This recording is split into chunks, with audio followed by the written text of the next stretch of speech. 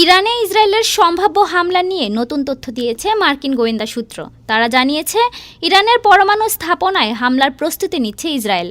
২১ মে বার্তা সংস্থা রয়টার্সের এক প্রতিবেদনে এ তথ্য জানানো হয়েছে। যুক্তরাষ্ট্রের একাধিক কর্মকর্তার বরাতে প্রতিবেদনে বলা হয়েছে, ইসরায়েল ইরানের পারমাণবিক স্থাপনাগুলোতে হামলার প্রস্তুতি নিচ্ছে। গোয়েন্দা সূত্রের বরাতে CNN এ তথ্য জানিয়েছে। তবে ইসরায়েল এ বিষয়ে চূড়ান্ত সিদ্ধান্ত নিয়েছে কিনা তা এখনও স্পষ্ট নয়। মার্কিন প্রশাসনের ভেতরেও এ বিষয়ে মতবিরোধ রয়েছে। তারা মনে করেন না যে ইসরায়েল হামলার বিষয়ে এখনই চূড়ান্ত পদক্ষেপ নেবে।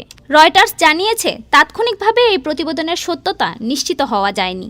জাতীয় নিরাপত্তা পরিষদ তাৎক্ষণিকভাবে মন্তব্যের জন্য অনুরোধের জবাব দেয়নি।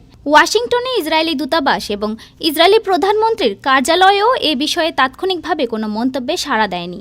গোয়েন্দা তথ্যের সঙ্গে সংশ্লিষ্ট একটি সূত্র CNN-কে জানিয়েছে, সাম্প্রতিক মাসগুলোতে ইরানের পারমাণবিক স্থাপনায় ইসরায়েলি হামলার সম্ভাবনা উল্লেখযোগ্যভাবে বেড়েছে। সূত্রটি জানিয়েছে, যুক্তরাষ্ট্র যদি ইরানের সাথে এমন একটি চুক্তিতে পৌঁছায় যাতে ইরানের সব ইউরেনিয়াম অপসারণ না হয়, তবে হামলার সম্ভাবনা আরও বাড়বে।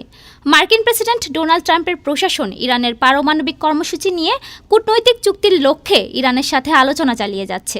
CNN জানিয়েছে, নতুন গোয়েন্দা তথ্য ইসরায়েলি সিনিয়র কর্মকর্তাদের সরকারি ও ব্যক্তিগত যোগাযোগ, ইসরায়েলি যোগাযোগের গোপন তথ্য এবং ইসরায়েলি সামরিক গতিবিধির পর্যবেক্ষণের ওপর ভিত্তি করে তৈরি করা হয়েছে। এটি আসন্ন হামলার ইঙ্গিত দিতে পারে। CNN দুটি সূত্রের বরাত দিয়ে জানিয়েছে, যুক্তরাষ্ট্র যে সামরিক প্রস্তুতির বিষয়ে পর্যবেক্ষণ করেছে তার মধ্যে রয়েছে বিমান মিসাইলের স্থানান্তর এবং এটি বিমান মহড়ার সমাপ্তি।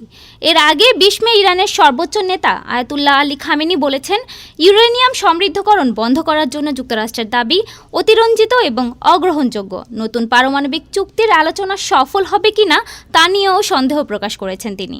ডেস্ক রিপোর্ট, আজ বার্তা।